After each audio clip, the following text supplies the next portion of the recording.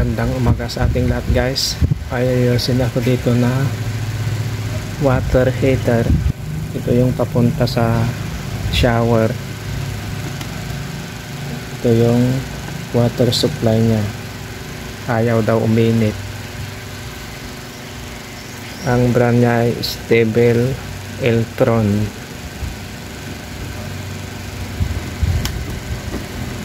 Ito ay nabuksan ko na. Testing natin kung ayaw uminit talaga. Ito yung linya nya.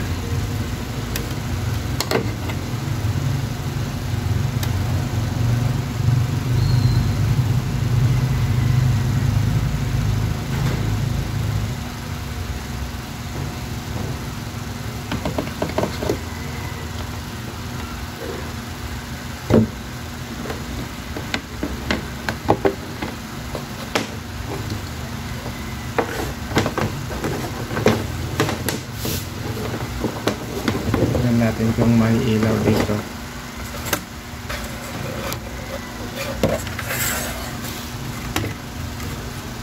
Hindi makita.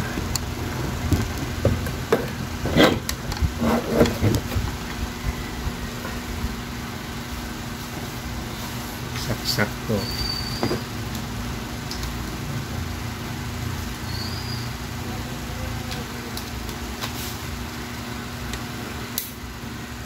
Ayaw, walang ilaw.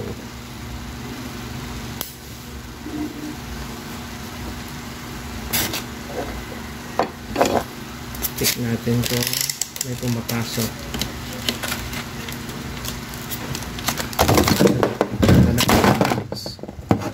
Itong patuloy.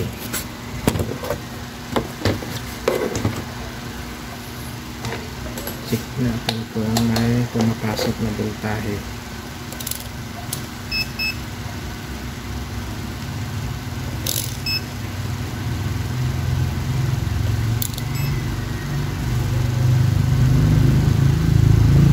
Set natin sa 750. Yan, naka-AC. Hindi natin makita. Lipat ko itong camera natin. Yan, para mas maliwanag.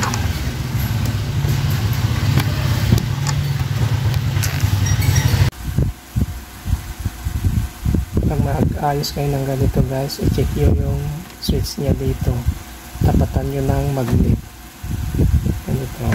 Ayan, may tumutunog. Yan. Yan. I-check natin sa continuity. Times 1 nyo yung analog tester. Yan. At times 1.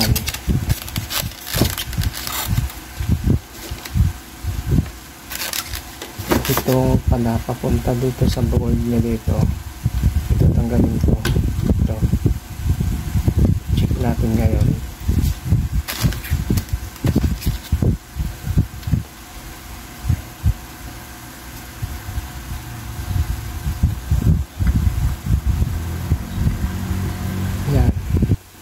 Pumalo. Yan. Tapat ko itong magnet ngayon dito.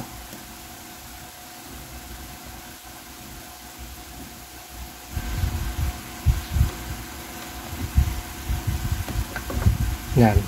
Namatay. Tanggalin ko yung magnet. Yan. Meron na naman. Tanggalin ko. Yan. Balik ko, yan. Kung okay naman dito, yan, check nyo yung yan dito sa may parang pinaka thermostat nya. Ito, pindutin nyo yan. Itong nasa gitna na itim. Kanina open, click ko dito, wala open. Ngayon, check natin ngayon. Ito ang pinindot ko. Check natin.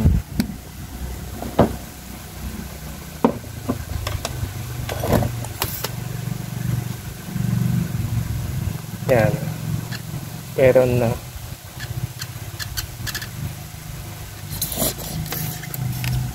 Testing natin ngayon.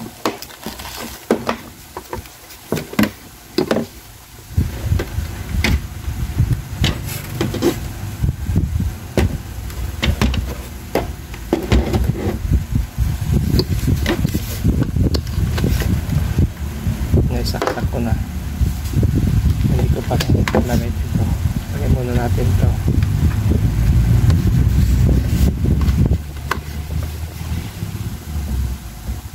Tapos tapatan ko ng magnet. Yan. Tingnan nyo pag tinatapatan ko ng magnet, umiilaw yung kulay blue. Yan. Tanggalin ko yung magnet. Tapat ko ulit. Yan. Yan, umiinit na pagdaman. Hindi na. Mainit na. Oh. Okay guys. Kung nagustuhan ng aking video, like and share na lang.